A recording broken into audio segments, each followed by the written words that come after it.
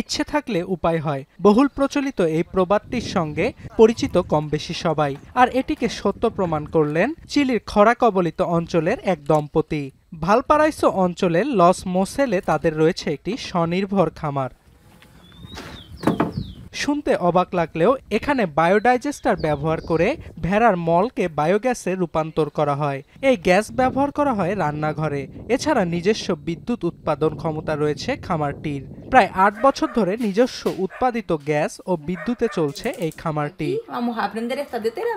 খরা জর্জরিত অঞ্চলে টিকে থাকার লক্ষ্য নিয়ে উদ্যোগটি শুরু করেছিলেন মার্কো অ্যাসিটোনো ও ম্যাকারেনা ভালদেজ। বিদ্যুৎ ও গ্যাস উৎপাদনের পাশাপাশি পশুর মল ব্যবহার করে মাটির গুণাগুণও বাড়িয়েছেন এই দম্পতি। Nosotros ya llevamos 12 años sin una lluvia como corresponde.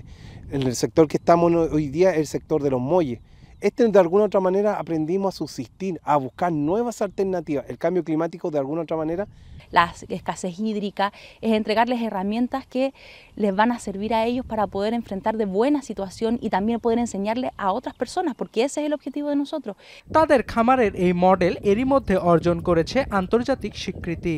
2022 সালে inter American institute for cooperation on agriculture IICA তাদেরকে আমেরিকার গ্রামীণ নেতা হিসেবে মনোনীত করেছে। এছাড়া এবছর এল সালভাদরের রাষ্ট্রপতি নায়েব বুকেলের প্রশংসাও পেয়েছেন তারা। চলতি বছর নভেম্বরে ব্রাজিলে অনুষ্ঠিত হতে যাওয়া জলবায়ুর শীর্ষ কোপ সম্মেলনে নিজেদের উদ্ভাবনী মডেল উপস্থাপনের জন্য আমন্ত্রণ পেয়েছে এই দম্পতি। অর্ণব প্রসাদ, এখন বিশ্ব।